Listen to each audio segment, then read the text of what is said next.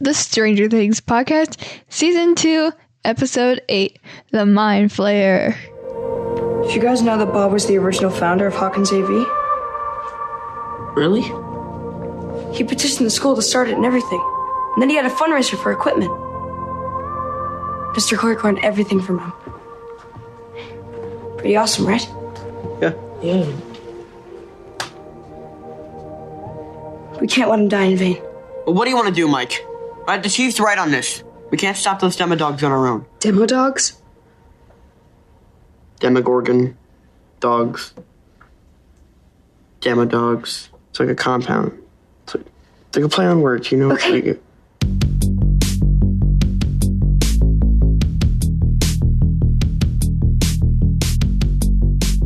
Hello, and welcome to the Stranger Things podcast, a fan podcast dedicated to the Netflix original series, Stranger Things. I'm Daryl. And I'm Addie. How are you today? Okay, I guess. Well, for those of you listening who are also part of our Facebook group, you know that Addie has not been feeling well today. In fact, I wasn't sure if we were going to even get a chance to record today. We're not doing a live stream like we would normally do. We're not doing a Facebook Live, but we did finally get Addie feeling well enough to come into the studio over here and talk about the episode today. So I'm very happy about that. Did you mean walk like 3 rooms over? Yeah. Yes. If you include the hallway as a room. So anyway, I'm glad you're feeling better. We pumped you full of medicine and food, and now here you are. Yep.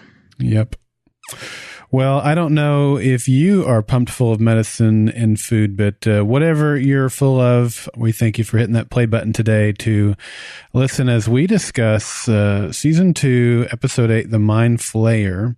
And it's kind of funny to me. I have tried, as I mentioned, I think every week, I try to stay spoiler free. And that is to the point where I try to avoid episode names. And so we were sitting around the dinner table, I think it was a week ago. I think it was maybe after we had recorded our podcast for last week's episode, but before I had watched the episode, and I said, yeah, I got spoiled on the next episode title. It's called The Mind Flayer. And you and your mom looked at each other and were like, are you sure about that? And I'm like, I don't know if that's the real name of it or not, because, I try not to look at them. But I think that's what it was called. And anyway, you guys were like, okay. So sure enough, I was wrong. It was The Mind Flayer. Close enough. Yeah. And that's the reason I saw that is when I go over to the Wikipedia page to figure out who the director and writer of each episode is, it's hard for your out of your peripheral not to see that next episode title. And so that's what happened. And so that I can see why I thought it was called The Mind Flayer, but turned out I wasn't spoiled after all. But I have definitely seen what the episode is for the season finale episode. I forgot what it's called, so you could literally say it and I would be like, yeah. Oh. I won't tell you, because if you're listening and you haven't seen it yet, I don't want to spoil you. But Addie, why don't you tell us who wrote and directed this episode? It's written by the Duffer Brothers, and it's directed by the Duffer Brothers, Matt and Ross Duffer. Who are they? They sound familiar. I think they're sisters. Okay.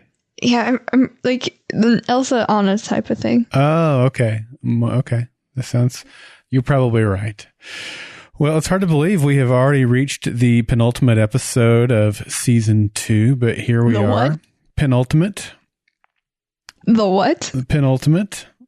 It's a word meaning the thing before the end.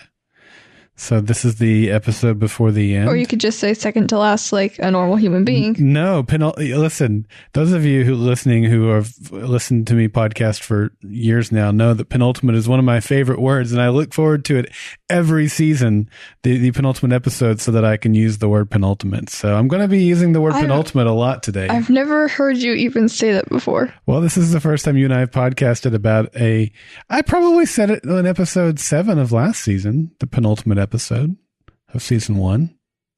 Stop saying that. I can't promise that. But I can promise you to kind of let you guys know what we're doing in today's episode. And if this is your first time tuning in, thanks.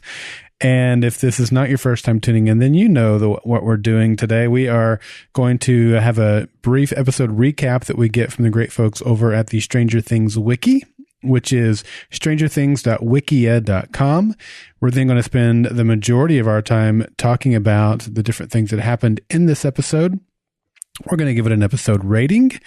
We are going to do our listener feedback segment, which we call Notes from the Upside Down. And after that, we're going to do the quote of the week. And then we'll have some news and rumors, which we call the Hawkins Report. And then we are going to get out of here. The last thing we're going to serve up today is the meme of the week. The meme of the week. That's what I said. It's not what you said. So let's get it kicked off with the episode recap. The Dimmodogs invade Hawkins National Laboratory and begin killing everyone inside. Realizing they are homing in on Will, Joyce sedates him. The building system crashes, locking Will, Joyce, Mike, Hopper, Bob, and Dr. Owens in a security office. Bob volunteers to get the power and systems back online. Dustin, Steve, Lucas, and Max track the Dimmodogs to Hawkins' lab, where they meet up with Nancy and Jonathan. Bob successfully restores all the systems, allowing everyone to escape. Dr. Owens remains behind to guide them all out, but Bob is caught by one of the Dimmodogs and is killed. The escapees regroup with everyone at the gate, and they head off to the buyer's house. Realizing that the shadow creature is controlling Will and the Dimmodogs, the group reasons that they can interrogate it. Tying Will up in his tool shed and trying to disguise it so that Will has no idea where he is, they question him. They soon realize that Will is using Morse code to tap out a message, "Close gate." When the house phone rings, Will and the creature realize where they are. Despite being sedated again, the Dimmodogs head for the house. Just when it seems like the group is trapped, something outside kills the Dimmodog, throwing one of them through the window into the house. The front door slowly opens and someone walks in. It's 11. All right, episode recap done. Addie, that means it's time to talk about this bad boy. You ready? Sure. So this is cool. We talked last episode, the Lost Sister was kind of an oddball episode, took us completely out of Hawkins and da-da-da-da-da. I completely forgot about that episode. Yeah. And it just seems so out there and distant. It's just like, oh. It's completely a standalone episode. I mean, except that it sets up, it's a character episode for Elle, really, is what it is at this point. And I don't know what's going to happen in the finale, like whether or not Ada is going to come and be part of the story. I don't think so. But anyway, we finished The Lost Sister. You. I know you could. And now here, this one picks up right where episode 6 left off, with the Dimmodogs crawling out of the abyss and right there at the Hawkins lab. This one, gosh, this episode, Eddie, where would you rank this episode among so we had 8 last season, 9. So you have seen 17 episodes of Stranger Things. I have seen 16. Where would you rank this among them? I don't know. I like every episode of Stranger Things. I know you do, but there's got to be some that you like a little bit better than others. I don't know. I still love season 1 because it's just the original. Like, you can't beat the original. Yeah. And I loved episode 4. Everyone knows how much I loved episode 4. Yeah. I don't know. I like all of them. Yeah, I know it's hard. Each episode, I mean, there's not been a bad episode of the show. Here I am 16 episodes in. There's not been a bad episode. I enjoyed this one as much as any hour of Stranger Things I've seen so far. And I recognize they're not exactly an hour, but so I don't know if I'll say this is my favorite, but I don't know that I've enjoyed an hour of Stranger Things more than this one. This one was intense. Not all the way through. Like, it had a part in the middle where you could breathe a little bit, but my goodness, it hit the full blown accelerator down to the beginning of this episode, and it ended the same way. Such a really good episode, and as I said, started right with the way that episode 6 ended. Yeah. So what were your thoughts like when you watched the episode the first time, or even now when you rewatch it, this pre-title sequence series of events? What's your take on it? I mean, you can go into the details because you have a lot of notes here, but I mean, I have a couple, but yeah, that whole section makes you, it's like so intense, you just like forget that you haven't seen the title sequence yet. You're just like, oh, why are they showing this? I thought we were halfway through the episode already. Yeah, a lot happens there before the titles even roll. Yeah, but of course, you're really happy that it's not halfway through the episode, right, and you still have more Stranger Things. Yeah, it's really amazing. So here's what happens. As I said, it picks up where 6 left off. Did you mean this is a thing that happened? That's an inside joke between Addie and, well, our family, I guess. The Demodogs break through the glass and enter into the lab. So much for that polycarbonate glass. Yeah, Dr. Owens is like, they can't get their hair. It's polycarbonate glass. How's that again? That's a one-time thing. Everyone is like scrambling, trying to escape, as you can imagine. Crazy stuff happening. They run into the elevator. Yeah. Did they not learn from the very first scene of the entire series? Yeah. Don't go in an elevator when there are monsters from the upside down. Well, in that scene though, the Demogorgon was in the elevator with him, like it broke through the top of the elevator and got him. So, but you're right. The elevator just puts them in a trapped, confined space. Exactly. Take the stairs. Yeah. Ew, stairs. Who would want to do that anyway? Escalators are better. So yeah, it was just so crazy. There were several times throughout the episode where I could feel my body just tensed up. I had to like just remind myself to relax and breathe. And the opening sequence was definitely part of that. There's a couple of scenes in there in this episode that made me think of one of our listeners, Linda. She's the one who has written in a few times for our podcast. Is she the bag lady? The bag lady? Like one of your listeners makes bags. That's not Linda. Oh. Yeah, one of my clients makes bags. Is that what you're thinking of? Yeah. Her name is Rebecca. Okay. Wait, isn't Linda's last name like Beck or something like that? Yes. Yeah, that's what I was thinking. Okay. Yeah, okay. So, yeah, Linda Beck, she is a nurse, and I'm kind of surprised she didn't make a comment. Maybe she feels like she's a broken record, but you're not if that's what you're thinking. But she's a nurse, and she always hates it when they show these big old long needles on TV shows, because that's not really realistic. When was the last time you went to the doctor and got a shot and the needle was 2 inches long? Never, right? Even when we were going to Guatemala and you got your tetanus and whatever other shot you got. Although I don't think you had to get tetanus. You'd had it recently enough. But anyway. Yeah, I got it. We had to get it to go to 7th grade. Yeah. Or go to 8th grade. It was one of those. Yeah, even those. I mean, you're not getting those big, long needles. And so here where they sedate Will, you always see the big long needle. The other thing that bothered me about this was, and you just have to smile and nod and dismiss it away, but like, you don't just grab a bottle of whatever that was they were using to sedate him and just inject someone with it. If you give them too much, you kill them. Oh, well. Right?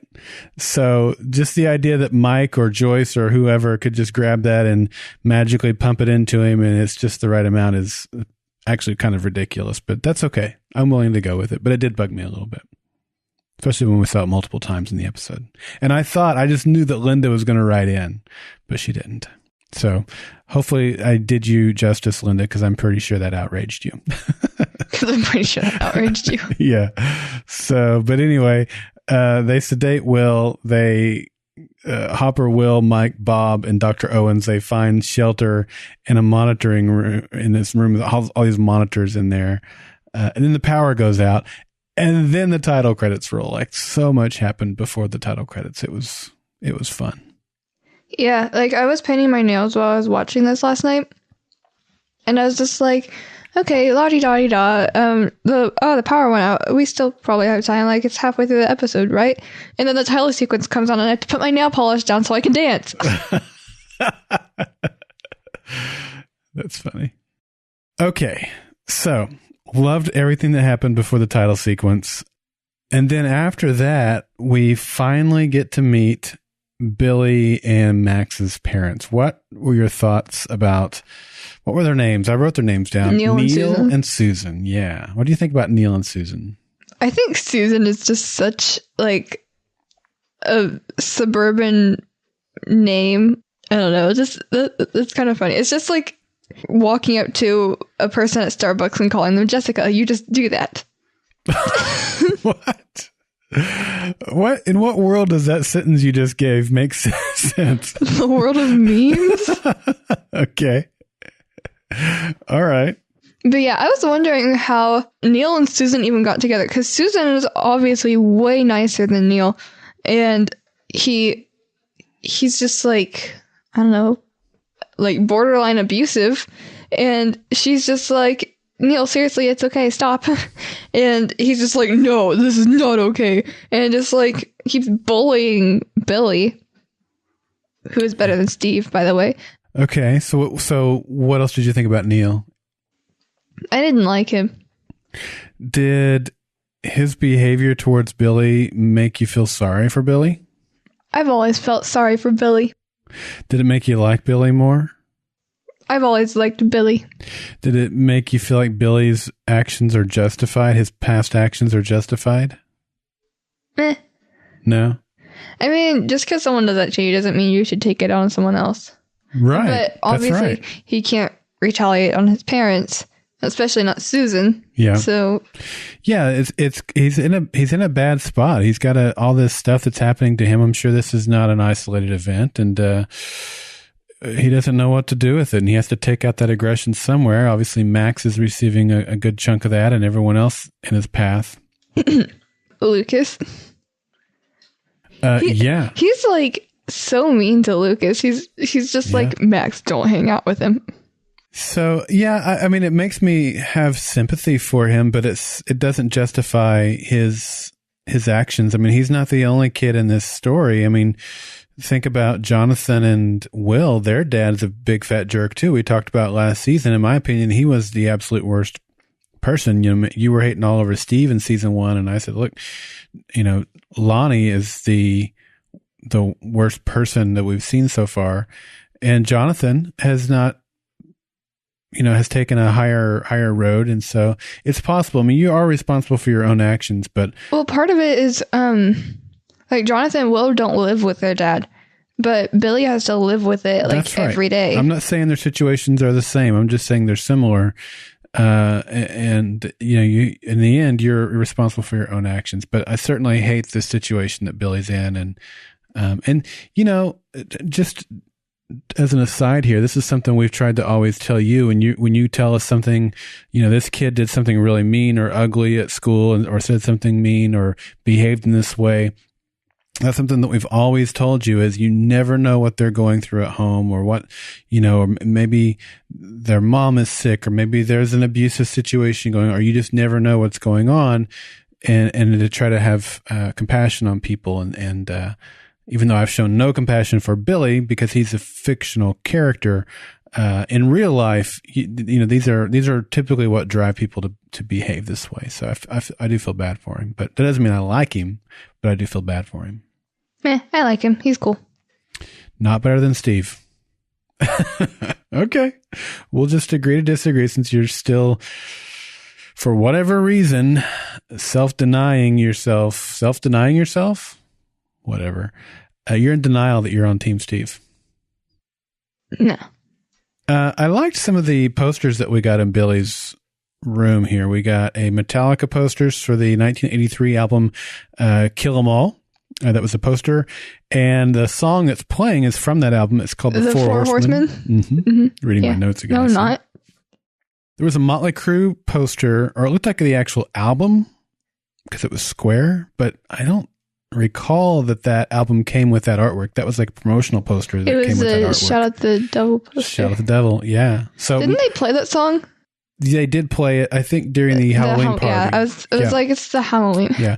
So one of our listeners, Mark Dakota, I know is a huge Motley Crue fan. So Mark, I want to ask you, or if anyone else knows, that Motley Crue poster or album cover that we saw, I don't recall it being actually released as the album cover. I thought it was just released, that particular art, as a promo poster. So if you know anything on that, give us a shout out, but not a big deal. The one Easter egg that I loved in his room was a poster behind the door. You see it right as Neil is leaving.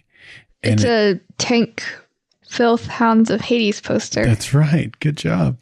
I can read. You can read. Yeah, Tank is the group, and Filth Hounds of Hades. So that, obviously, that's kind of what we're dealing with in this. The demo dogs could be labeled as Filth Hounds from Hades. I think that would be appropriate. They're not Filth Hounds.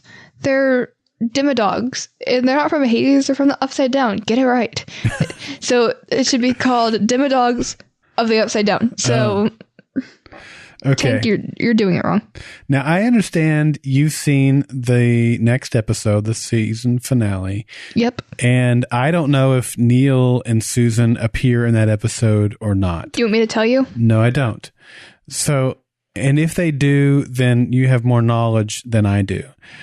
But try to put yourself in it. You've only seen this episode here. I just read your note. Do you, under the vein of Daryl overthinks things, do you think that Neil has special powers? Why are you laughing? Why are you laughing at me?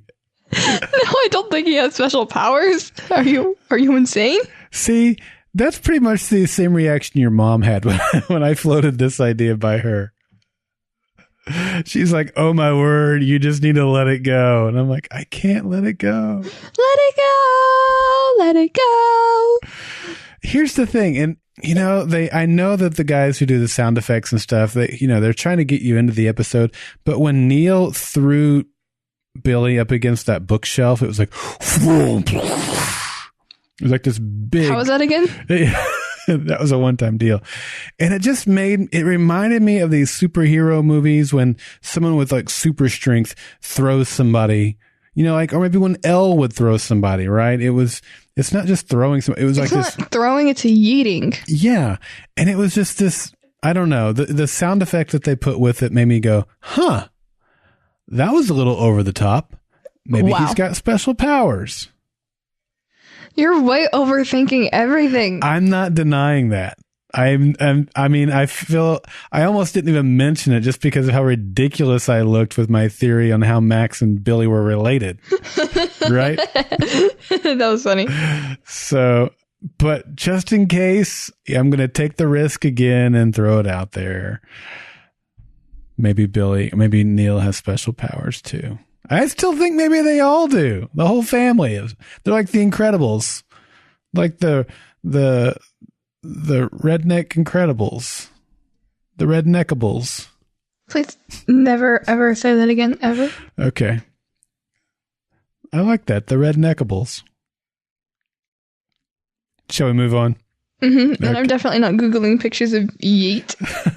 So let's start with the lab. Back at the lab, we're going to spend a lot of time here. They need to get to the basement to get the breakers back on and to reset the door locks. Now, this time I did not put the answer in the notes. Addie, what movie does this remind you of? Have I seen it? I think so. Here's a clue. It came out in probably 1993. I know I was in high school. I know I was working at McDonald's. 1993 is when it came out. I just verified. Don't look at my computer screen. Darn. I didn't see it. It's directed by Steven Spielberg. Okay, so they have to go reset the breakers? Uh-huh. Someone goes on a suicide mission to reset the breakers because there are beasts that have been let out. Is it... I don't know. For some reason, I'm thinking of the Goonies. No, the Goonies is from like 1983. Okay. 82, 84, somewhere around there. So what did you just Google? I want to know what phrase you just typed in. Steven Spielberg movies. Is it Jurassic Park? It is Jurassic Park. Way to go. Nice Googling skills you have there. Thank you. So, yeah, we've talked about how this show pays homage to tons of fantastic movies from the 80s. This is one they're paying homage to from the 90s. I mean, surely I'm not the only one that got the vibe that this was straight up I've out never of actually Jurassic watched Jurassic Park, though. So, we need to fix that. no, I don't. I've seen some scenes of it and I didn't like it. So, Well, what if someone said, I've seen some scenes from Stranger Things, I just didn't like it? how could you say that? You're just lying. I don't want to be your daughter anymore. Okay. What do you know about BASIC? When you wear Ugg boots and leggings and go to Starbucks.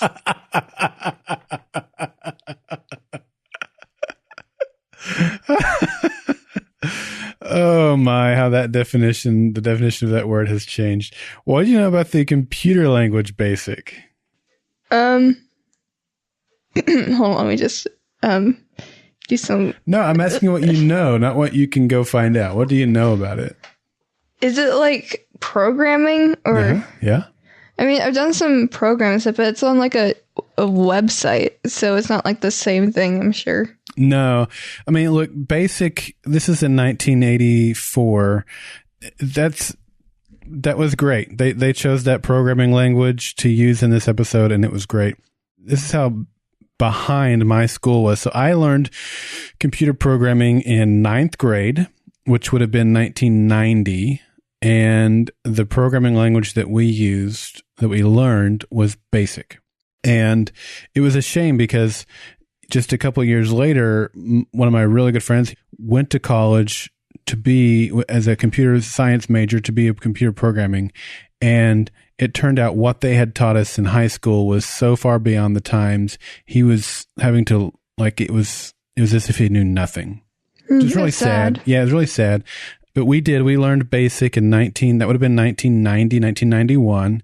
And it wasn't bad. I mean, I still like that we learned it. I just wish there'd been something a little bit more up to date. It wasn't like it was, ancient by that time, but it was not what was currently being used and taught even in colleges, right? So what was being taught then?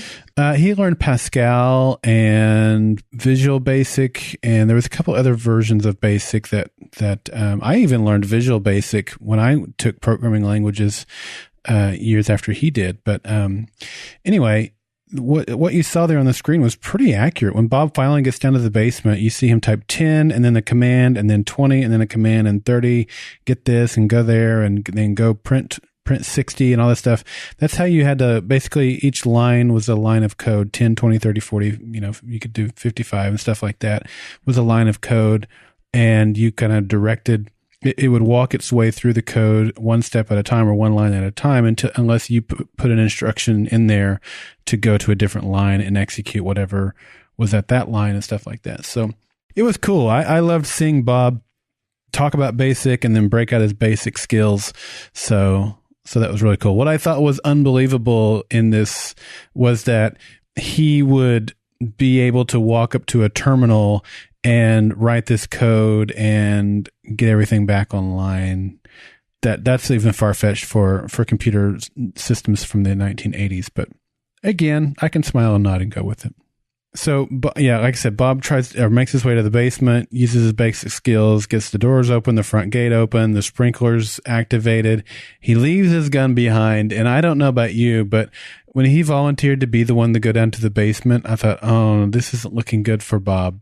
Because in Jurassic Park, the guy that went to turn the power back on, he didn't make it out alive. Spoiler alert. But when Bob left and his gun was left behind.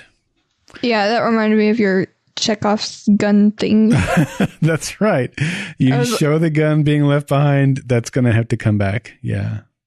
Yeah. And I was like, uh-oh. I mean, that's not really something he could have helped with the gun. It's just, why do they call him Bob the Brain? What do you mean? Yeah, he's smart and stuff, but he should have moved. Like, he should have known better than just You're getting ahead of yourself. We are not to that scene yet. I don't care. You cannot talk about that scene yet. I already did. We do not skip ahead. Right now we're talking about him leaving the gun behind. Well, still, it's just a parallel to that. Like, he should be smarter than that. Like, I mean, they call him Bob the Brain, and then he stupidly stands there and gets eaten. And then, I don't know, that scene is just intense. We can get back to it later. It wasn't. Okay, well, yeah. So at that point, Hopper and Joyce, and of course Will, they make it. And Mike. Yeah, Mike. How dareth. They make it out to the front door. Bob is now okay. There are two things this whole season that I started out with. One was not trusting Bob, and one was not trusting Dr. Owens. And I've pretty much, last episode, I think it was, maybe 2 episodes. No, it was 2 episodes ago, because last episode was Chicago. I said, look, I think I'm wrong about Dr. Owens. After this episode, I mean, there's no question. Dr. Owens is a good guy. He stayed behind to help the other guys get out of the building. Dr. Owens, I was wrong about you. You seem like a pretty good dude. And who else were you wrong about? But here's the thing with Bob. I just said how I was willing to smile and nod that he was able to get into their computer systems. What if he was able to get into their computer systems because he was actually an employee there? Huh? Do you think about that? No, he's just a nerd. I mean, it's not like there was a password on it or anything. Yeah, actually there was. That code he was writing was to reset passwords. Okay, well, he knew that. So it's not like he had to work there or anything. It's just... So he could be a nerd, and that's all you need to. Yeah, it's just code breaking. Nerds can do anything. Yeah, it's just code breaking. It's not hard. Right. Because I could totally do that. No, I am now of the opinion that Bob was not an employee of the lab, even a secret employee or a spy. He was just a good guy that worked at Radio Shack. Obviously. And genuinely cared for Joyce and the boys. Yeah. But not very skilled at guns or escaping from buildings with, demodogs infested. Well, no, he escaped. He just didn't move within 20 seconds. You're getting ahead of yourself again. We're almost there. Owens is guiding him out. And Bob does, for being Bob the Brain, he does something kind of stupid. So Owens is being really, really slow too. He's like, okay, Bob. 5 minutes later. You see that door on your left? 5 minutes later. Yeah. I want you to get in it. Why? Don't ask why. Just get in there. What do you think? There are demodogs. There's some candy in there for you. What? I just thought both of them were like, I know this is like trying to create tension and drama, but it's like completely unrealistic on both their parts. If the dude guiding you that has the cameras and the monitors tells you to get in that room, you go in there without question. And if you're trying to lead a guy to safety, you don't talk so slow. You're like, okay, there's a door. Get in there right now. It was trying to build up drama. It worked. But it made me a little frustrated. Yeah. And then he gets out nice and safely, and then the broom. Yeet broom. Yeah, as soon as it was like... Why did he look around first? He just kind of stood there for a second. Broom fell. Yep. And then slow motion kicks in. He's just like, run! Yeah. Did he really have to tell you that? Do you like how I wrote it in the notes? R-U-N. R-U-N. Yep. And then he runs. This is the scene we saw from the trailer of Bob running, stuff like that. He gets out to the main door. He's like, oh, Joyce. Hi, Joyce. How you doing? I know there's a dog chasing me, but I'm just so happy to see you. Yum, yum, yum, yum. That's like, why did you stop running? I thought it would have been pretty funny if Joyce ran up to him and gave him a hug and the different dogs attacked both of them. I mean, I love Joyce, but I could see that happening. No, Joyce has to be there for her boys. Yeah, she wouldn't do anything stupid. Yeah. Bob, I'm sorry, Bob. I'm sorry I doubted you. It's too late now. He's been dead for like 40 years. Wait, how long ago was that? Like 30 years? 40. Almost. 35. 30 something. I don't know math. Yeah, so I was wrong about Bob. But he's kind of an idiot. But Bob the Brain, you don't stop. You're not in. You were not in a safe place, Bob.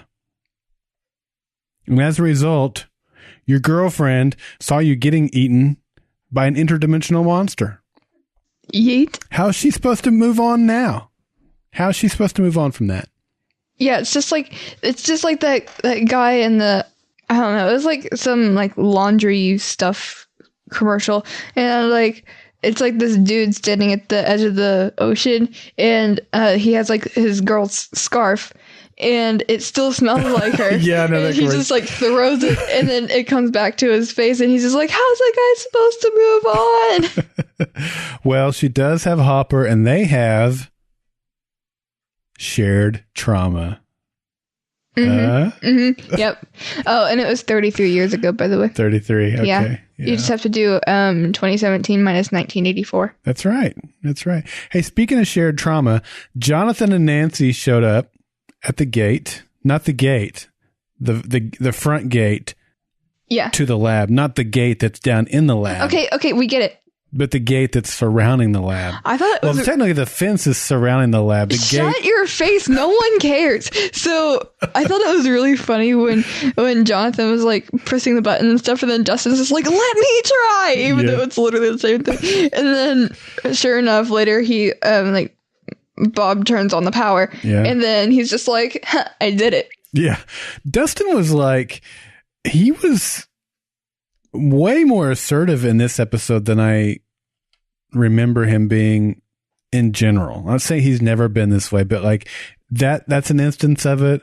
When they were fixing to get there at the buyer's house, there were a few times where he was like really being kind of a take charge kind of person, or putting his foot down with what he was saying and stuff like that. So for the most part, good for Dustin. Although Dustin's a good little kid. I love Dustin. I'm not. Wait, I'm calling him a little kid, even though Gaten's older than me. He's older than you, so that makes you a little kid. I am not. Mm-hmm. So all of them get away, and we didn't really talk about the fact that Steve and Dustin and Lucas and Max, had made their way through there, and then they met up with Nancy and Jonathan, because it was just not a whole lot happened there, but. It was nice that they were there, because now they have enough cars to get everyone out safely. Let's talk about Dr. Owens.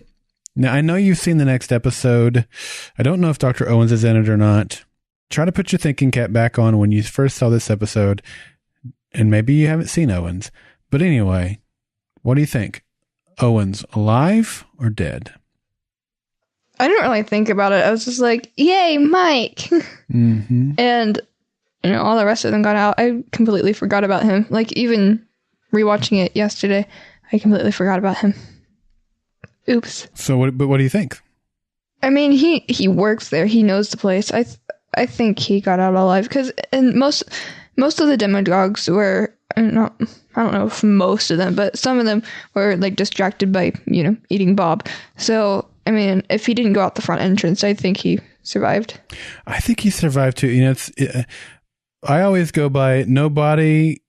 If you don't see the body, then they're still alive. Although I didn't say that with Brynner last year, right? And now maybe Brynner's still alive, so I should have, I guess. But I think Owens is still alive. Mm-hmm. And if they're going to the gate next episode, which sounds like they are, then maybe we'll see him again. Hey, if you want to survive in Stranger Things, make sure your name doesn't start with a B and end with a B.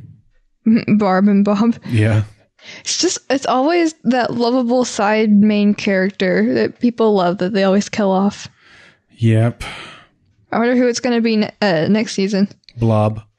Yep. Can you imagine you're an actor? Oh my gosh, I got the part in Stranger Things. Awesome. What's your character name? Blob. Oh, I have a bad feeling about this. Oh no. Yeah. So, moment of silence for Bob. Okay. Okay. So they all make it out alive. Maybe Dr. Owens, and they take refuge at the buyer's house. And this is kind of when we get some downtime to kind of exhale after all that has happened up to this point. Why are you still laughing? Oh, this is funny. My moment of silence for Bob? Yes. It was literally a second long.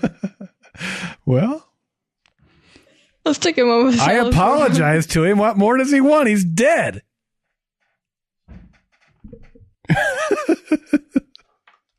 Okay, well, Eddie tries to breathe over there. I'll continue on. Do I have to Actually, try? I can't. It's your note.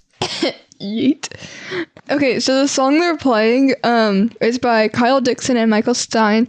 It's called Eulogy, and I love the song. Like, it was playing in the, like, partially playing in the opening quote scene that we... Wow, that's a great catch. We learned a little bit something about Bob, which, Duffer Brothers, this would have been good to know earlier in the season and might have enabled me to place my trust in Bob before he was dead. He was the founder of the Hawkins AV Club, and Mr. Clark, the Jedi Master of AV, learned all that he knows. Did you mean from Mike? The Supreme Jedi Master, Bob the Brain. It's nice. No, Mike's the Supreme Jedi Master. Mike is pretty lit. Mike Wazowski. Stop being mean to him. I love him. So Mike theorizes that the shadow monster is a Mind Flayer. And they theorize that if they kill it, they will stop it from taking over their dimension and kill everything it controls. And I'm like, why did no one at this point speak up and say, you mean like Will? It controls Will. So if we kill it and everything it controls, we're going to kill Will. Like, Joyce seems to be okay with this. Hopper seems to be okay with this. Mike seems to be okay with this. Their plan might kill Will, and nobody seemed to, like, point that out. Is that a plot hole, or am I on an island of one with this concern? Is my concern unfounded? That's what I'm trying to say. I don't know. I didn't really notice. So nobody noticed. You all say you care about Will. We care about Will. Do you? Yes. I don't know that you do. Your mouth says so, but your actions say otherwise. I love Will. I love Will, too. That's why I'm concerned about his well-being, unlike everybody else. You mean his will-being? Okay. Please cut that out. No, it's staying in. So, the boys keep saying that the Demidogs are going to molt again. We heard him say this on the railroad tracks earlier. We hear him say it again. How do they know that? What is it about how did they get this supreme knowledge of the Demidogs and their growth cycle? How do they know they're going to molt again? I don't know. Maybe they're expecting them that they're going to turn into full Demogorgons and they're just like in the teenager stage or something. Maybe so. I think that's a completely legit theory. I don't know. This seemed like a little bit of knowledge that they were trying to warn the audience about, but there was no foundation as to how Dustin or Lucas would have this how they would actually have knowledge of that. So, do I believe that they're going to molt again? Yeah, if there's any of them still alive, but like, there's no way that Lucas or Dustin should have known that or could have known that. So a little bit of poor writing, I think, is what I'm trying to say. Not poor writing. I hate to say that because these writers are amazing. It's just a little bit, I don't know how they're supposed to know that. That's all I'm saying. It's a little out of place. Yeah, I just think it's because I think they're expecting them to turn into Demogorgons where they're like standing up again and they're a little bigger. Yeah. Then I just think they should say that. Like, I think they're going to molt again instead of like saying it so matter-of-factly when I don't know how they would know it so matter-of-factly. That's all I'm saying. One of the little things that bug me. Stop being so mean to them. I'm not being mean. Okay. So next scene, which correct me if I'm wrong, I think was your favorite scene of the entire episode, maybe the entire series so far. I know you've always said that scene where they dress Eleven and put her in the dress and the blonde wig, I know that's your favorite scene. Mm-hmm. But this one is redecorating a shed. The entire scene is in a shed. This is like shed front and center. And you've got this really weird, unhealthy fascination with sheds. And so I just want to know, Addie, how does this make you feel? And be honest. It's for posterity. I am not intensely fascinated with sheds or whatever you just said. You kind of are. No. We're driving by Home Depot. Sheds! Like a 3-year-old. Sheds! Daddy, can we stop? I don't sound like that. Drive by Lowe's. Ooh, look, sheds! I'm not like I that. want one. Mom, you're my favorite parent! Okay, all joking aside, what'd you think? You're leaving that part in there. Absolutely, I am. That was great. I loved it. I just like, I don't know. I liked how they did, like, had the idea to, like, just, oh, we could do it right here. Just clean out the shed. And they just, like, threw everything out, just yeet. And then, so whenever Mike and Max, they were in the kitchen, it looked like they were in the kitchen. They were, like, sitting, and you're right. it looked like she had something like duct tape or something, and they were just, like, talking. I felt like Mike was being a little rude to her, but, like, I understand. Just, like, if someone wants to join your party, you don't like them.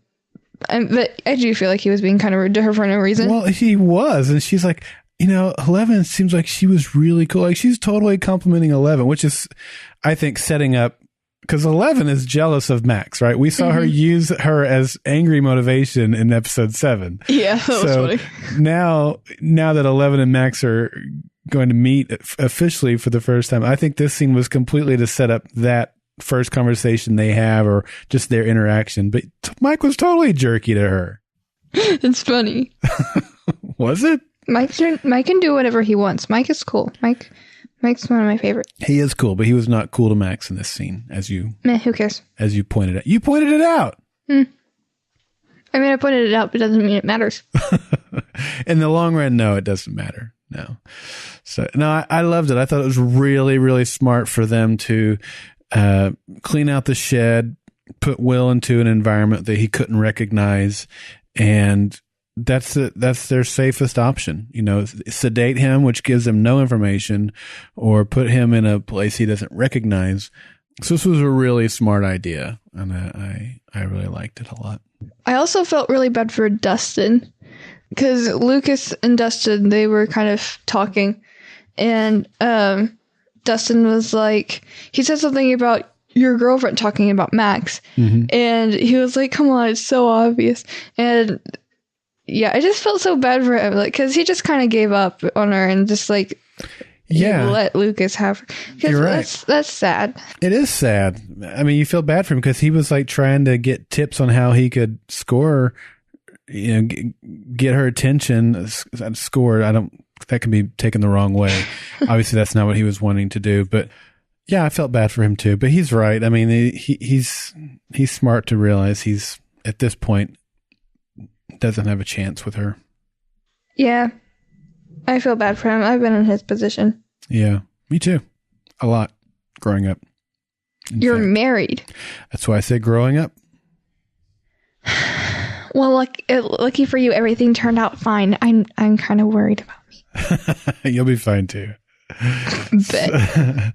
Do you have a song, another song that you pointed out here? Which song and at what point in the episode are you talking about here? So they're all, like, standing in a line, kind of. Okay. I don't remember exactly, but the song Soldiers, again by Kyle Dixon and Michael Stein, that song's playing, and I really like that song too.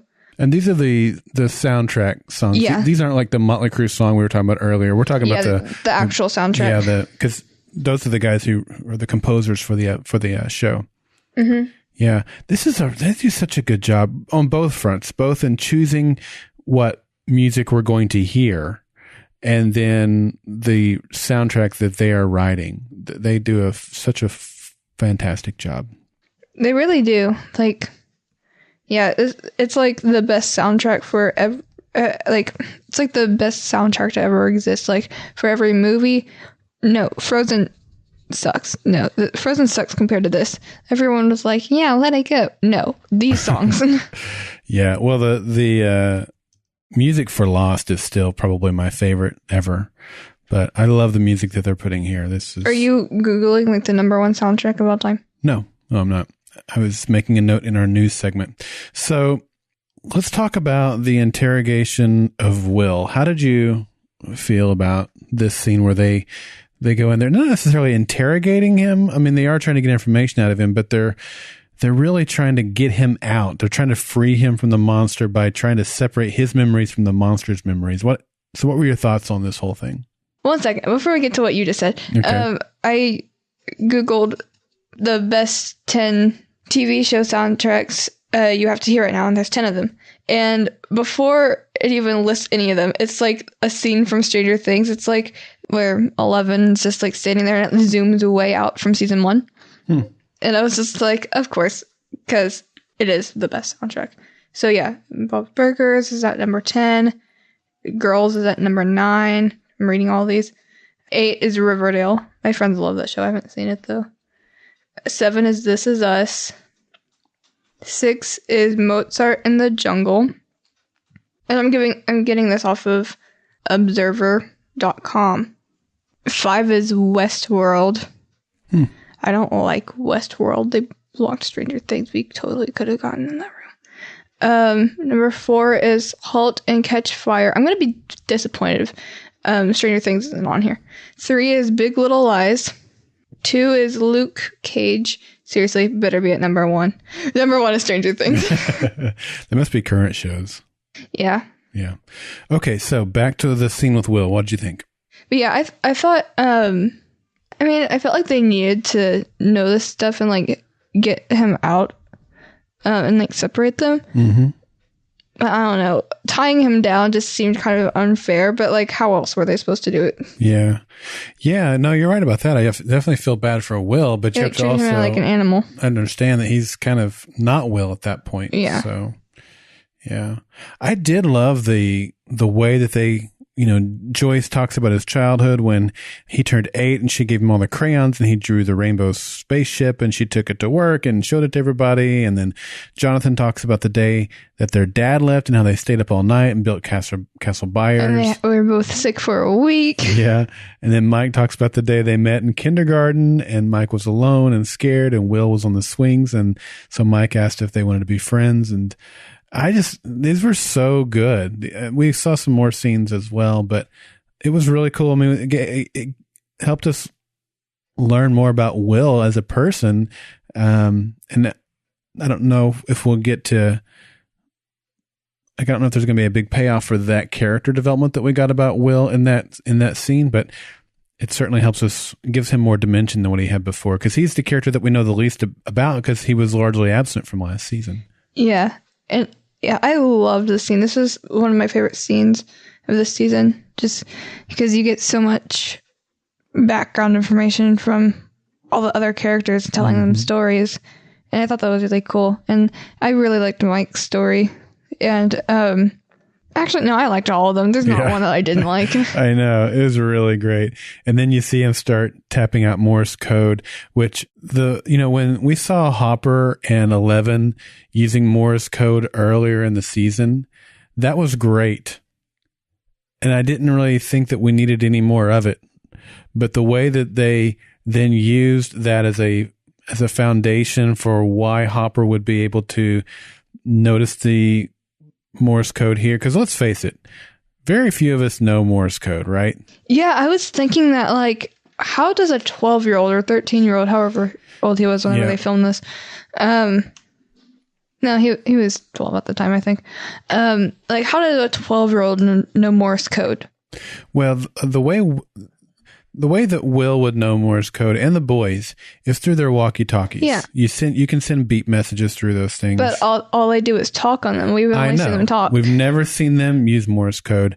So why Will would know it, I mean, I think that's why, even though we've never seen it. But Hopper was definitely established as a person who would know. Mm-hmm. But you can even with him say, oh, he's a policeman, he's got to know these things, yada, yada, yada. But I don't think he had to. It's just... No, exactly. So they established that he did know it. So that was a great payoff that I didn't expect to have another layer to it, I guess is what I'm trying to say. So I did think it was funny how it's like none of them have any foresight. Okay, C, L, and they get to where it's CLOSEGAT. What's the last letter going to be? F. Oh, I thought it was going to be an E. Now we'll never know. What was he going to say? It's just... I don't know. I had to wait till the E came on there. And like, they wrote it so big on the back of that thing. Like, what if it had been more letters? What would have you done? I don't know. It reminds me in like TV shows and like little kid TV shows when they're like, okay, choose the correct letter so we can open the door. And like the door is 75% open. Why can't you just go through it without it being all the way open? Like, you don't walk into your room, open the door all the way. Right. And then just to close it again. No, you open it just enough for you to get in. And maybe the stuff you're holding too. That would be helpful. But still, you don't do that. Again, unnecessary drama building, but that's okay. It was great. The drama intention was great. So I'm not knocking that. It was just a bit comical. Phone rings. Now, I don't know. Was it the military calling back Hopper? Was it the shadow monster trying to ring phones and figure out where Will was at? I don't know.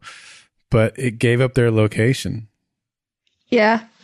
I like how he like opened or like answered it, hung it back up, and it kept ringing. So Nancy just like tore it out of the wall and just like threw it across the room. Like she doesn't even live there. She just broke another one of their phones. I hope Joyce has finally paid that phone off. How many phones is that? Like 12 now? Yeah. She's never going to be able to quit that job just because of all the debt she owns for the phones she has to replace. And all those Christmas lights. Yeah. Good stuff. I literally put that in the notes. Yeet phone. Yeah.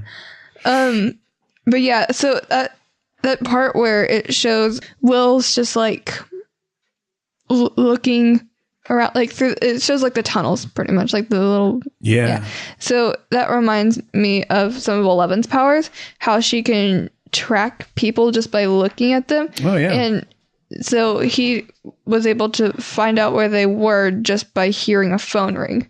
So that kind of reminded me. But obviously that wasn't Will. That was the shadow monster inside of him. But that'd be cool if it was Will. I mean, obviously that means he would be evil, but... Well, not necessarily. If he had the ability to use those powers under his own control, not under the control of an evil monster. And that's true. Then he could use them for good. Which, we got all these great stories about him, how he gave up his Tonka truck to the girl. I know. I kept thinking about that one earlier whenever we were talking about that. And I was just like, I love that. Yeah. And that was the thing. Like, we're hearing those types of stories about him when the phone rings. And it just was such a great tonal shift. Like I mentioned earlier that the first half of the episode at the lab was really intense and heart pounding. And then we get to exhale here at the Byers house, but that's it. When the phone rings and the monster tracks them, the episode shifts again. And it's just like, okay, we're done doing pace laps. Now the accelerator's to the floor again. And it was incredible. It was just, from here on out, it's adrenaline pumping all the way. I loved how it turned right here and made that shift. Yeah. So the Dimodogs come, they surround the house. I remember there was, when we were talking about the trailer, the second trailer prior to the season starting, this scene in this house was one that really caught my eye and we talked about, because I'm like, holy cow, everybody is there and they all have weapons and they all look like they're, something's about to go down. So this was that scene and it paid off. I mean, it's a good thing Lucas was there with his wrist rocket, like just in case, like 11 didn't happen to step in and save them, like just in case, he could have. That would have been the end of the Dimodogs right there. All of them. Just You're right. One wrist rocket. The wrist rocket would have done it. Forget all those guns. Only if the face is open, though, because that's their weak spot, which is how he managed to do it in the last episode. Yeah, sure. You're right. That's how it went down. Mm-hmm. Had nothing to do with 11. Well, not until the end. Are we really going to have this argument again? Yep. You're still wrong. You're definitely the wrong one here. Okay. So something's out there. You hear the dogs, like they're like growling and surrounding the house. And then all of a sudden you kind of hear them start whimpering and something else is out there. What was your first thought? Do you remember? I don't know. I don't remember what it was. I mean, some things I could have thought. I don't remember if any of these are actually accurate. Okay. Just like, what if they were going back to the lab? Or, like, I'm pretty sure I did think it was 11, though. I was just like, and it came flying through the window. I'm pretty sure that was her. Yeah, I was pretty sure 11 was out there. When it came flying through the window, I was like, oh yeah, no doubt 11 is out there taking care of business. And then she walks through the door. It starts with like her feet, and you see the sock. The sock over the roll. Yeah. And oh my gosh, this was like so good. I was thinking about how Hopper must have felt just like, you did what? You left the house again? Yeah. What is this outfit? What are you wearing? Who put that makeup on you? Do you know how to wear socks? Who did your hair? But the socks, bro. We are going to have a discussion, young lady. Yeah, but I wish they showed Hopper's reaction, but I'm so happy they showed Mike's reaction. Yeah. That was the thing. Like, you kind of had to choose which one of those two you were going to, but I was looking at both of their expressions. They didn't really, Hopper didn't reveal anything. He didn't have an expression that really struck me, but obviously Mike did because the camera stayed on him. So I know his little face. He was just like, it was great. He's so happy. Yeah. It was a great ending. Such a good ending. And now I'm like, wait, what? No, I have to wait another week. Can't wait to watch it tonight. So, any other thoughts on this episode? I think it's time for the meme of the week. Well, it's not time for the meme of the week. Well, that was an extra meme. It is time for the episode rating. Would you like me to go first, or would you like to go first? I'm going to read my exact note that I wrote about Mike's reaction. Oh. Yes! Mike looks so happy and so cute. I love it.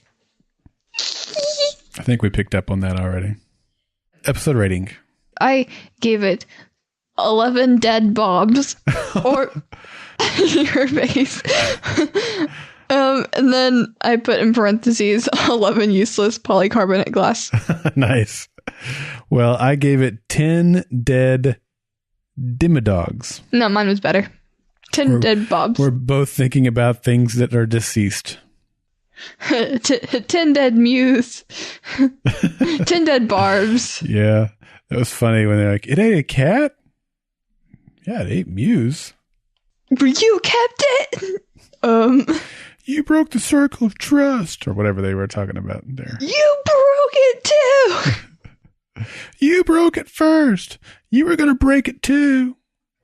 Anyway, let's do promo for one of our other Golden Spiral Media podcasts. Today, we're going to take a listen of our Star Trek Discovery podcast. So if you haven't checked that podcast out, you should. Here's a little promo. Hi, I'm Brian. And I'm Adam. And we host the Star Trek Discovery podcast, part of the Golden Spiral Media Network.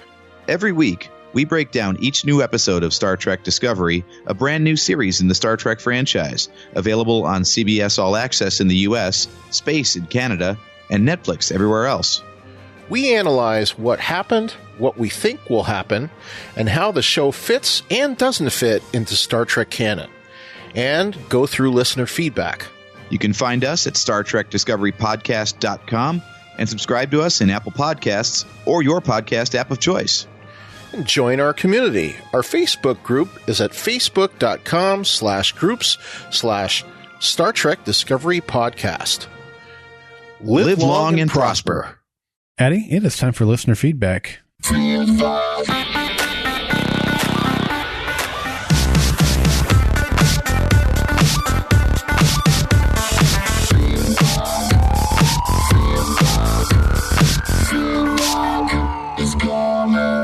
All right, so we got some feedback in from Stephanie, and this is feedback about the Lost Sister. We want to definitely include this. And so Stephanie says, new listener here. by the way. Welcome, Stephanie. Glad to have you part of the listening audience and a contributor to the podcast. She goes on to say, I really enjoyed listening to your podcast. You bring up very interesting points and alternative perspective to consider. The first couple of times I watched The Lost Sister, I didn't have a problem with it because the episodes that precede and follow it really make up for its shortcomings. But now that I've watched through Stranger Things 2 a few more times, I find that those episodes just overshadow this one completely in terms of viewing enjoyment. And now I think The Lost Sister is definitely the weakest episode of both seasons of Stranger Things. While I appreciate the importance of the character growth Eleven experiences in this story arc, the almost complete absence of the other main characters just makes this episode much less enjoyable to watch. Will, Mike, Dustin, Lucas, Hopper, Joyce, and the others are just as important to the story of Stranger Things as Eleven. Maybe if this episode had aired before The Spy, it would have worked better. As it is, I now find myself fast forwarding through this episode so I can get to the really good stuff that follows. Keep up the great work. Steph. Yeah, I agree with her. I mean, it's a good episode. It's just, we don't need a whole episode with 11. Like, if they had, like, other little, like, scenes with the boys or just everyone else who's still in Hawkins, I think it would have been better. Yeah, I mean, I don't disagree with that either. I haven't obviously finished the season yet, but I can totally see myself after I've seen the season and I'm rewatching it again. Like this episode 7, The Lost Sister, would have less replay value, I think, than the rest of the season. So yeah, because the other episodes do kind of overtake it, and it's in a good way, though. I mean, it's not like the episode's bad. It's just it's weak. Yeah, weaker, not weak, but yeah, weaker. Yeah, I can get that. All right, Addie. So this one's from Ben. Hello, Ben again, here for episode 8. Now, Will freaking out was kind of expected because the doctor said he would be easily irritated. Anyway, no, why, Duffers? Why you killed Bob?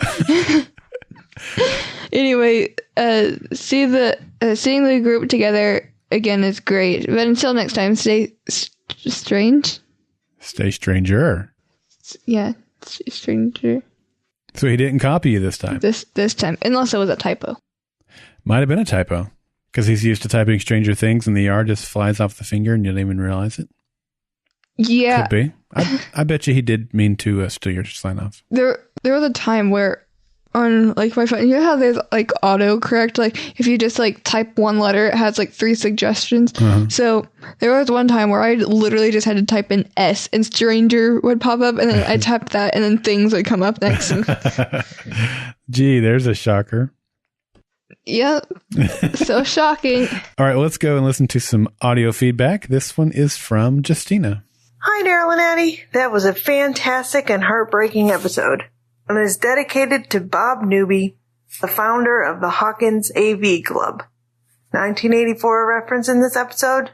The very simple computer that just had a black screen with that green font, with those simple DOS prompts. This week's poll question: will this party, 11 and her friends, be able to close the gate? This episode gets 10 out of 10. Bob Newby, basically a hero just for knowing basic. Have a great week. Nice. I love the sign off. Yeah, so go check out the poll over on our website, goldenspiralmedia.com/Stranger Things. Excellent feedback, Justina. Thank you. All right. We've got some more written feedback. This one comes in from Nathaniel, and he says, this is my favorite episode so far this season. We get so many great character moments and growth. The acting is phenomenal all around, especially in the way the actors are able to play off each other. The fact that Noah has not been nominated for any awards so far is a travesty and downright unforgivable. What he did in this episode alone should have landed him a Golden Globe or a SAG Award nomination. Yeah, I meant to put that in our notes. Forgive me for not doing that. He was excellent in this episode. Yeah, even at the end of episode 5. He's just such a good actor. Yeah. I mean, we didn't see him much in season 1, but season 2, definitely, you can tell he should have been nominated a long time ago. Yeah, he's doing such a good job. Such a good Like, job. especially for someone so young. Like, I mean, he's 13. That's only 2 years younger than me, but still, he's a great actor. Yeah, yep. So Nathaniel goes on to say, that little rant aside, here are some specific moments and themes I loved in this episode. Of course, Bob's death was terribly sad, and that last shot of the Demodogs eating him was just cruel. The writers are fantastic, especially in regards to the characters. They showed us just how deep the relationships are between Will, his friends, his family, which makes the shadow monster's takeover of Will even more tragic. Steve is a pretty good babysitter. It's helping him get over Nancy's rejection, and it's giving the kids a strong role model in their life. Every scene at the Byers' house is great. The suspense, horror, humor, and emotion are perfectly blended and amped up. Finally, can someone please get Mike a real weapon?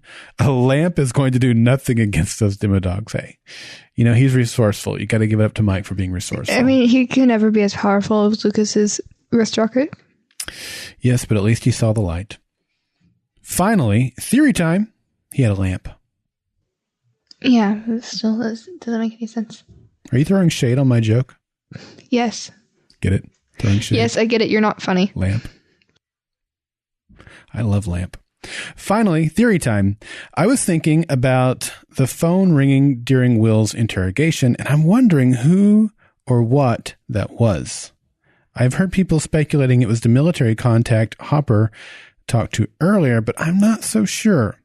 Could that have been the shadow monster trying to figure out where Will was? After all, we see that it can affect electricity through Will in this episode. I think it definitely could have been telepathically searching for some sort of technology to try and find out where Will is. Yeah, good stuff, Nathaniel. Those are my two thoughts too. I think it could go either way. I mean, we saw Will able to use the phone when he was in the Upside Down, so the idea that the shadow monster can use it, I have no problem believing that. What do you think, Addie? Yeah, I think it could have been. I didn't think of who was calling. I was like, okay, it could have been anyone. You know, like someone wanting to talk to Will, someone wanting to talk to Joy, someone wanting to talk to Hopper. But yeah, because in season 1, you hear the Demogorgon. I mean, it could have been Will calling, but the Demogorgon like was on the phone. You could hear like the little Demogorgon noise and stuff like back in season 1. So yeah, I didn't think about the shadow monster even. Yeah.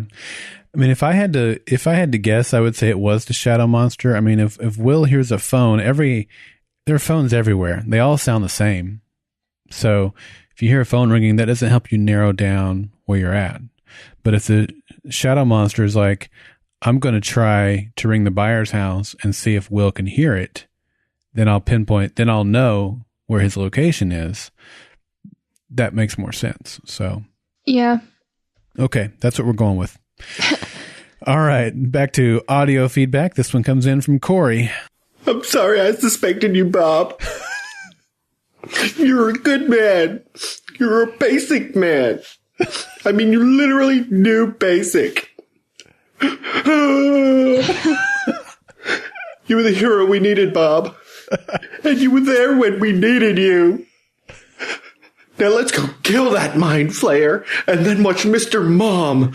Woo!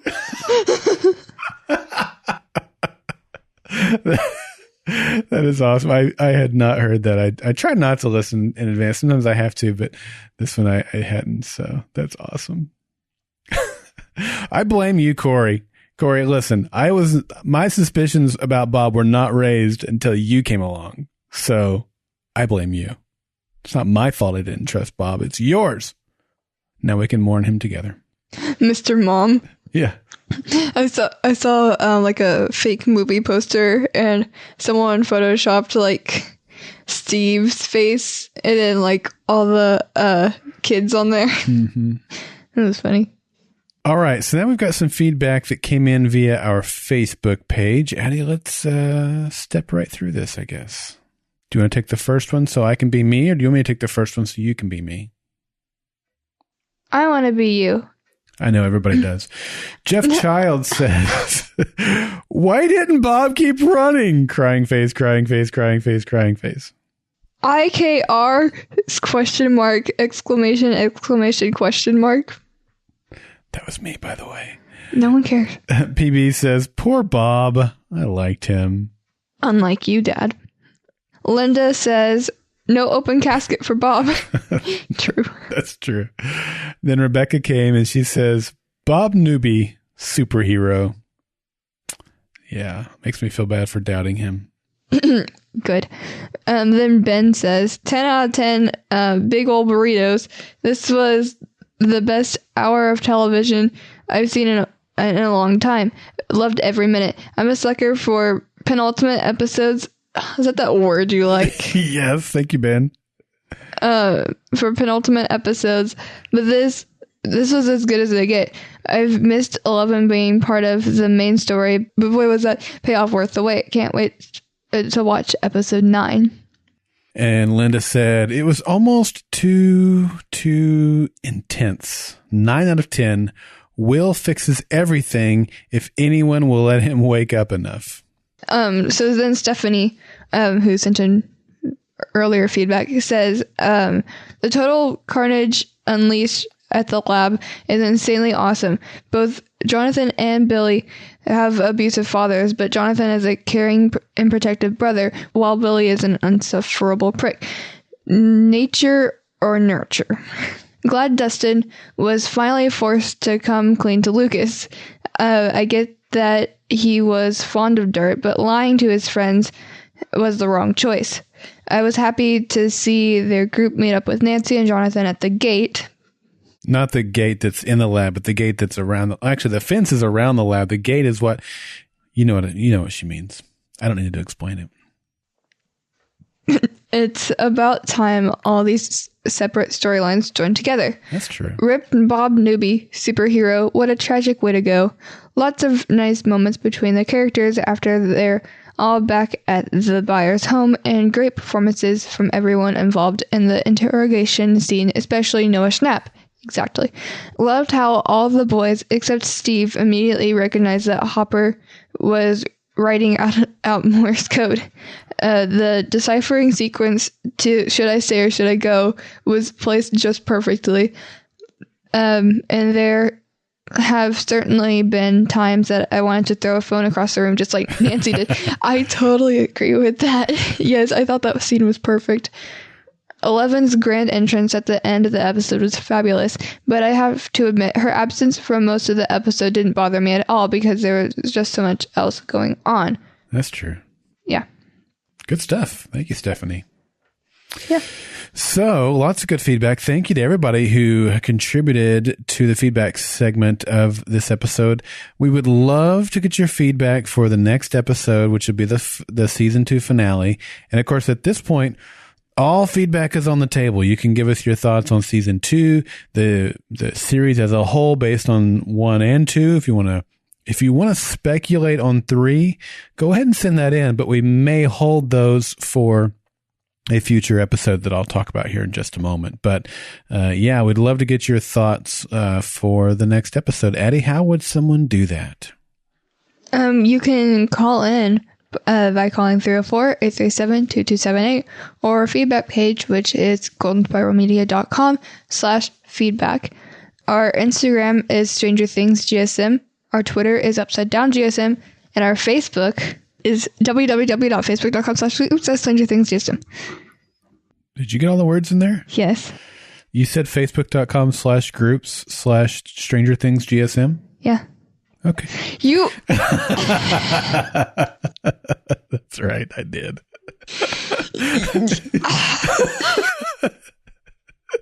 That was great. All right. Let's do the quote of the week. What is it? If the Nazis were from another dimension, totally. And that kind of needs some context. So, context. I think I got the context in here.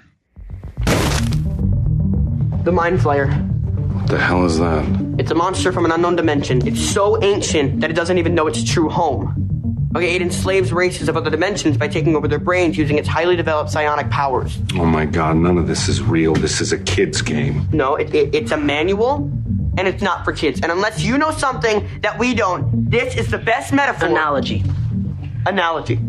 That's what you're worried about. Fine, but an analogy for understanding whatever the hell this is. Okay, so this Mind Flayer thing. Mind Flayer. What does it want?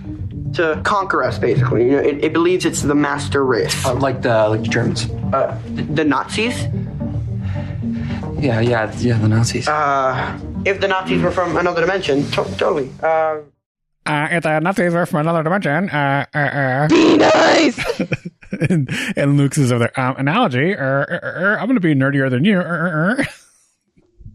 Flamer. Yeah, I love these kids. That's what I'm like. I identify with them. I'm not like. You're being mean to them. Hey, they're my people. I love them. No, you cannot call I didn't say they were my children. I said they were my people. They're nerds. They're cool nerds. Well, maybe I'm not cool, but yeah, you're not cool. Okay, they're not my people. They're way cooler than I am. Let's move on to the news and no rumors, just news today.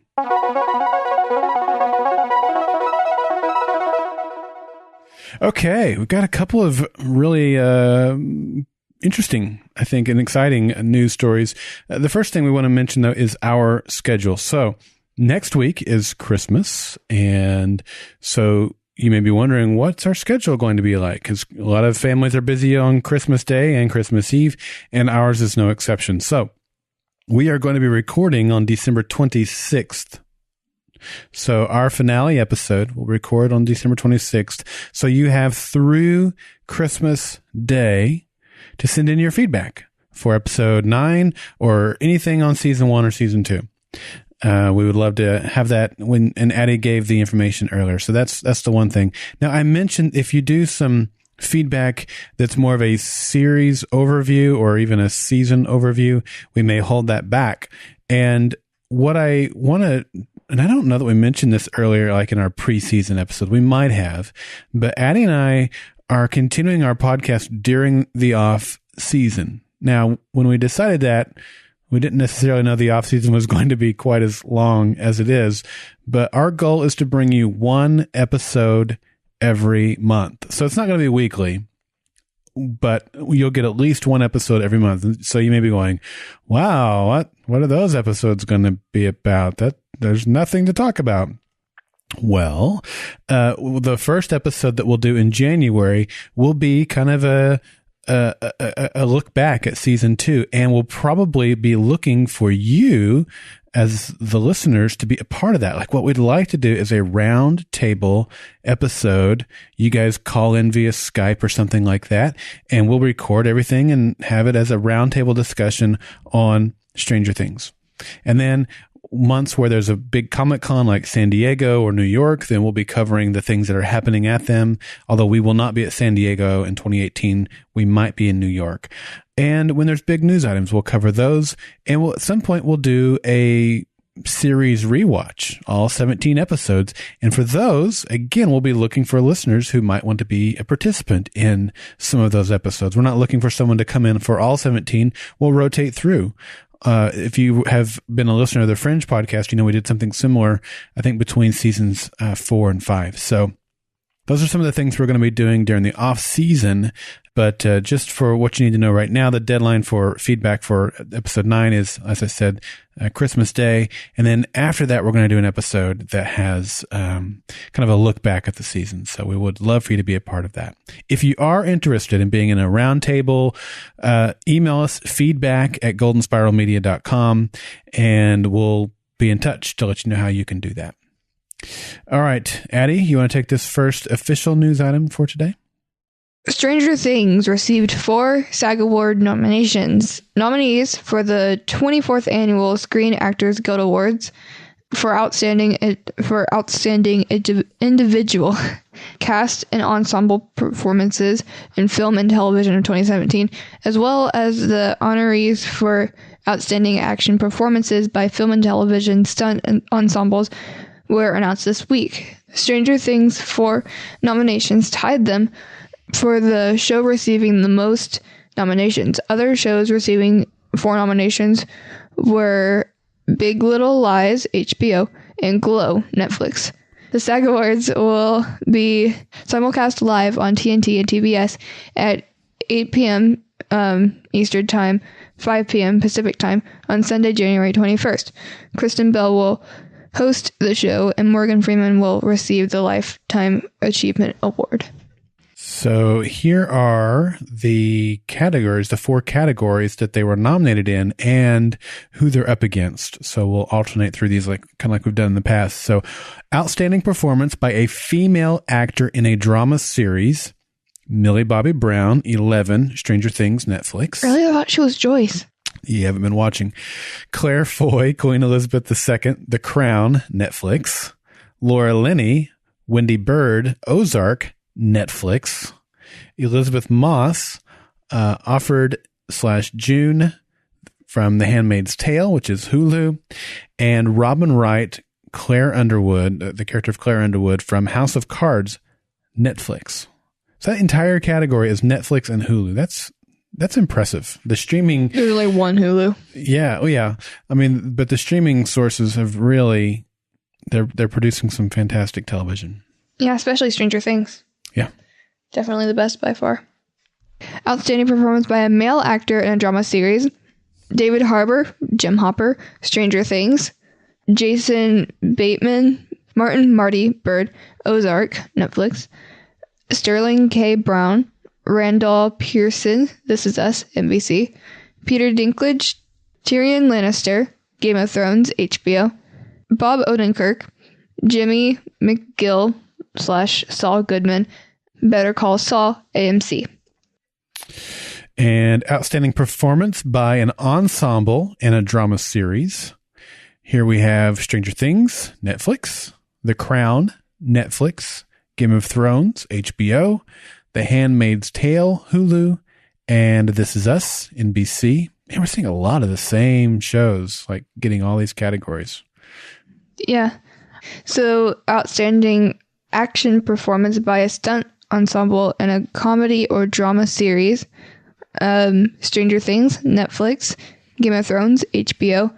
Glow, Netflix. Homeland, Showtime. The Walking Dead, AMC. So there you go. 4 nominations. Once again, tied for the most. So hopefully they'll bring all 4 of those home. I hope so. January 21st. TNT or TBS. All right. The next article here is Stranger Things. There's the headline. Stranger Things actor Finn Wolfhard to star in haunted house film The Turning. And this comes from Variety.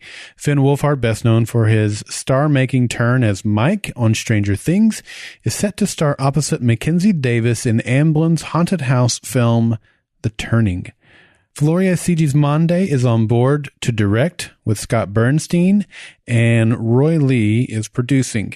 In this adaptation of Henry James's novella, The Turn of the Screw, a young woman hired as the nanny to 2 orphans is convinced that the country mansion they live in is haunted. Wolfhard will play one of the orphans. Jade Bartlett is penning the most recent draft from Chad and Carrie Hayes' original script, and production is expected to start the first quarter of 2018. This next one is kind of cool. It's PlayStation releases free Stranger Things virtual reality experience from Mashable.com.